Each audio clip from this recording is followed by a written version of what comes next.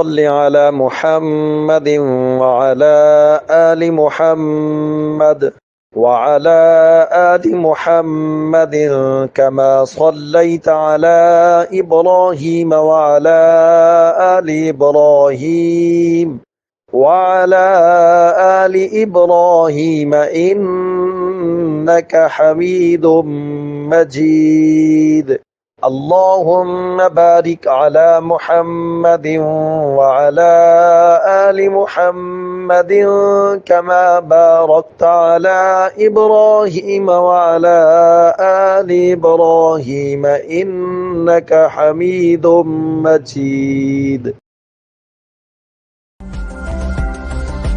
View media production شادی بیاہ اور دیگر تقریبات کی پروفیشنل ریکارڈنگ کے لیے رابطہ کریں. Phone number 0346-211-8546.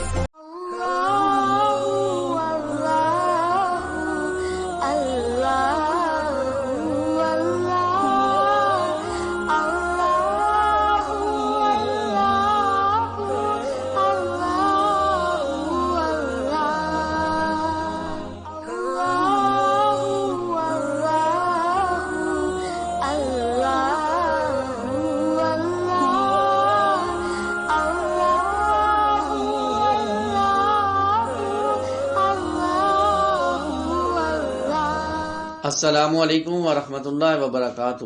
آج ہم دعا کے حوالے سے کچھ احادیث پڑھیں گے. اللہم صلی علی محمد وعلی آل محمد کما صلیت علی ابراہیم وعلی آل ابراہیم انک حمید مجید.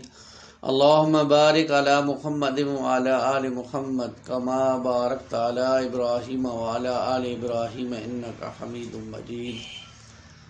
قال رسول اللہ صلی اللہ علیہ وسلم الدعاء والعبادہ وفی روایت الدعاء مخ العبادہ رواہ ابو داود. رب اشرح لی صدری ویسر لی امری واحلل عقدۃ من لسانی یفقہوا قولی واجعل لی وزیرا من اہلی آمین یا رب العالمین. دعا ایک ایسا ہتھیار ہے جس سے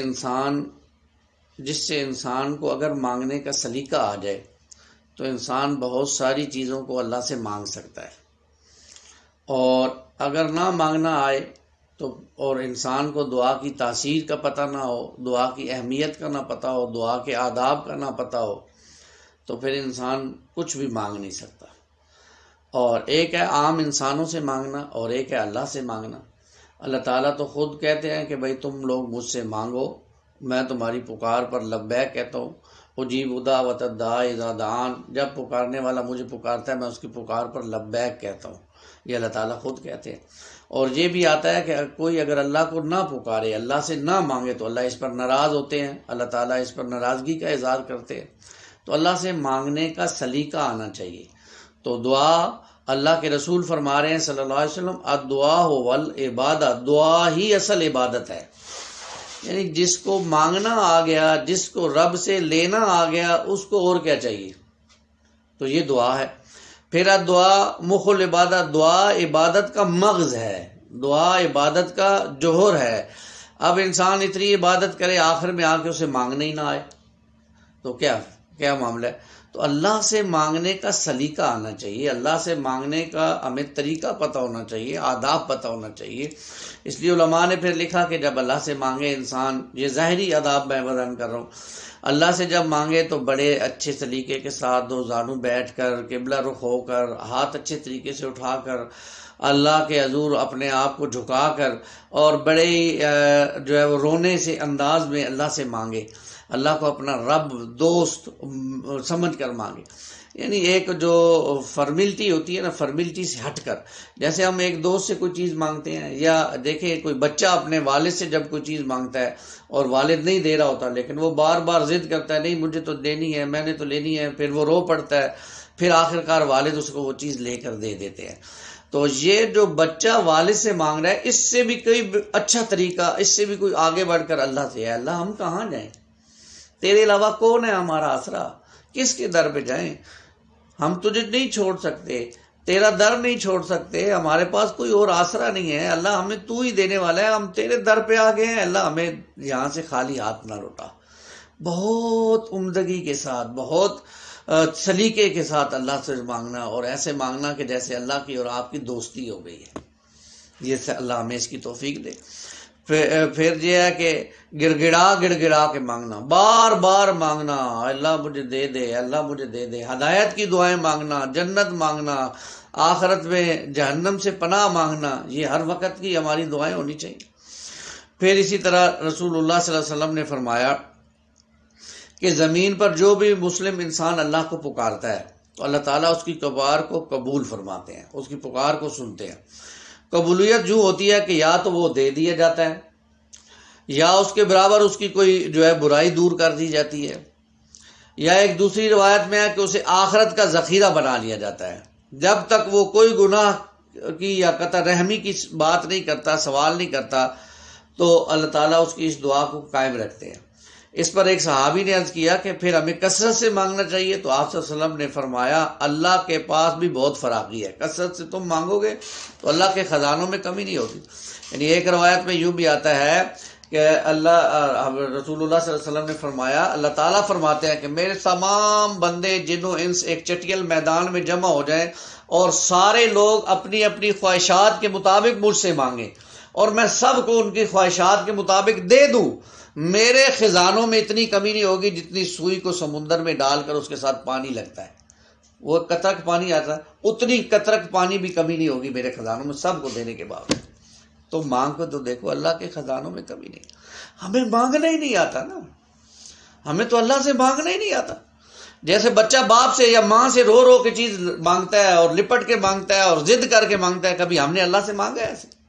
ضد کی ہو اللہ نہیں، ہم نے جانا ہی نہیں ہے، ادھر بیٹھے ہوئے جب تک تو نہیں دے گا نہیں اٹھیں گے۔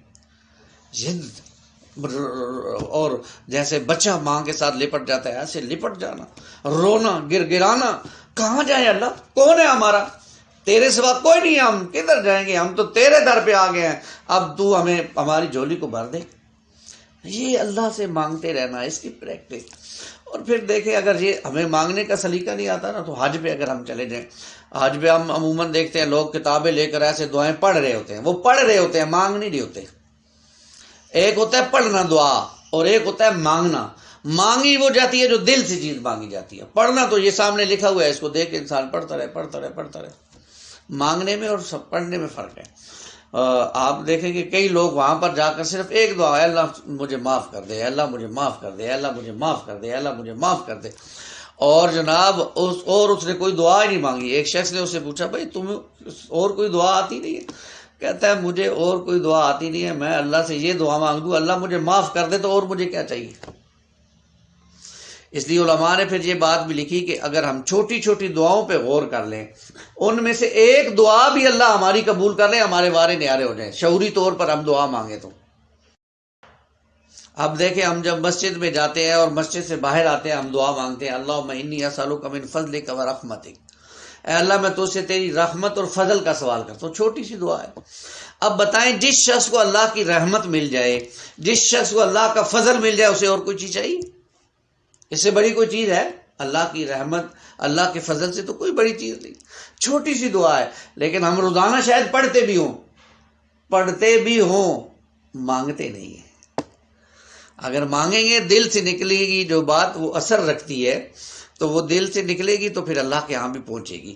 ہم مانگیں گے تو انشاءاللہ اللہ تعالیٰ ہمیں اس کا نعم البدل عطا کریں گے، اور حدیث میں آ گیا یا تو وہ فوراً قبول کر لی جاتی ہے، یا اس کے برابر کوئی گناہ ہوتا ہے اللہ اس کو دور کر دیتے ہیں انسان سے، یا یہ ہے کہ آخرت کے لیے اس کو ذخیرہ بنا دیا جاتا ہے۔ جب انسان آخرت میں جائے گا تو اس کو دعا کے بدلے میں اللہ انعامات سے نواز دے گی۔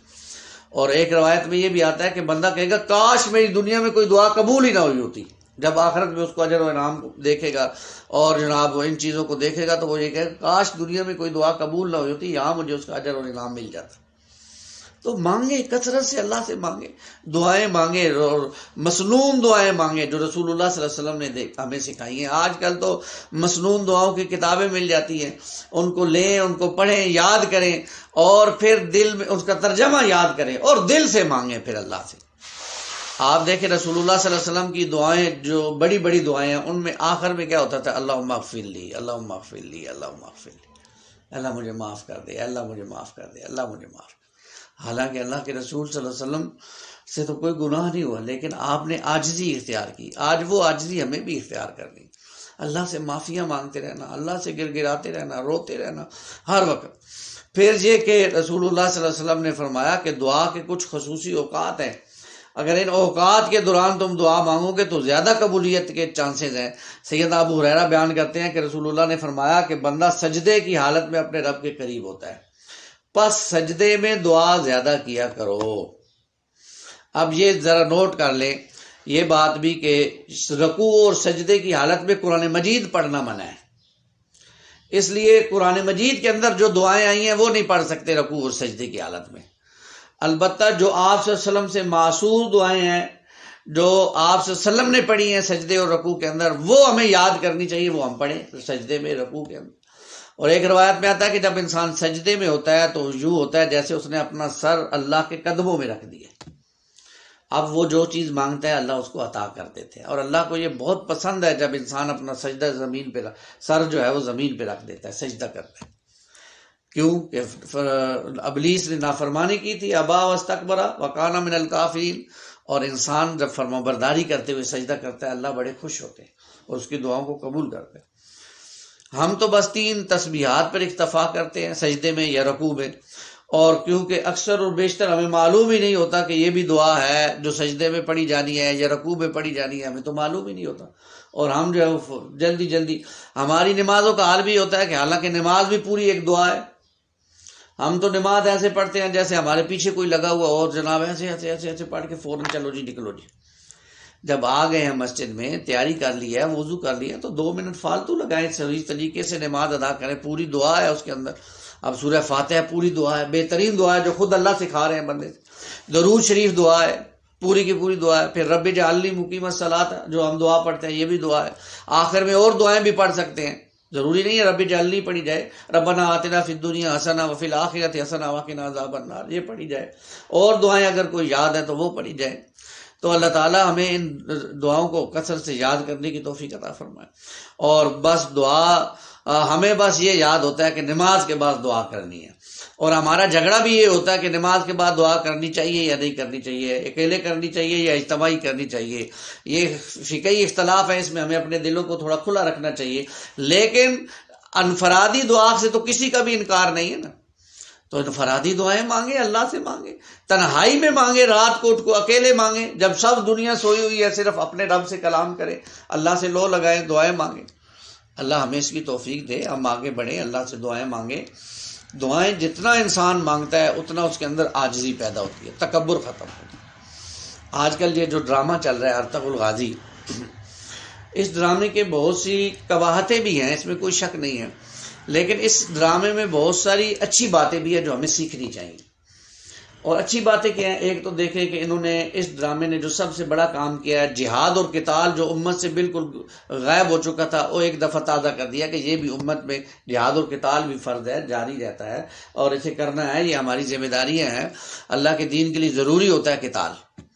اور دوسرا، ہر موقع پر انہوں نے دعائیں مانگی ہیں، اور ایسی بہترین دعائیں انہوں نے ڈرامے کے اندر دکھائی ہیں جو ہمیں سیکھنا چاہیے. ان سے اچھی بات لینے میں کوئی حرج نہیں ہے. وہاں سے ہمیں بھی ہر مشکل کے موقع پر رب سے دعا مانگنی چاہیے. اب جب بھی ان پہ مشکل آتی کس سے؟ اللہ سے مانگ رہے ہیں، اور گر گڑا کے مانگ رہے ہیں، اللہ پھر ان کی مدد بھی کر رہے ہیں. تو یہ باتیں ہیں جو ہمیں سیکھنی چاہیے. اللہ تعالیٰ ہم ڈرامے سے صرف اور نیگیٹو چیزیں سیکھتے ہیں، اچھی چیزیں کیوں نہیں لیتے؟ دعائیں مانگے اللہ سے. اور اللہ تعالیٰ کہتے ہیں کہ اجیب دعوت الداعی اذا دعان، میں تو اپنے پکارنے والے کی پکار پر لبیک کہتا ہوں. بس تم جو ہے پکارو، مجھے پکارو. اور جب ہم اللہ کو پکارتے ہیں اللہ ہماری پکار کو لبیک کہتا ہے.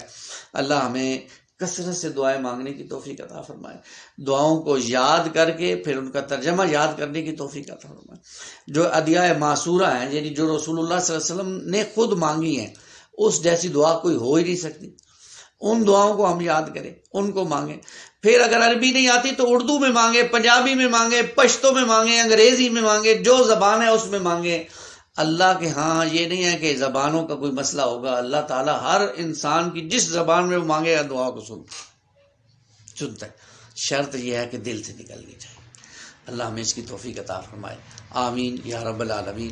اقول قولی ھذا استغفر اللہ لی ولکم ولسائر المسلمین والمسلمات.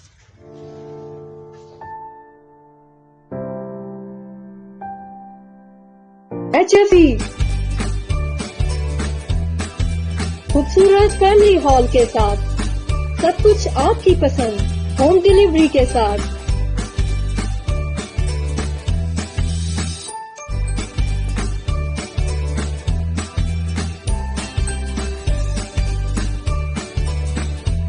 صلی اللہ علیہ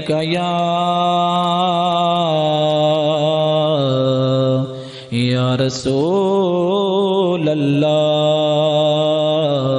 وسلم علیک یا حبیب اللہ۔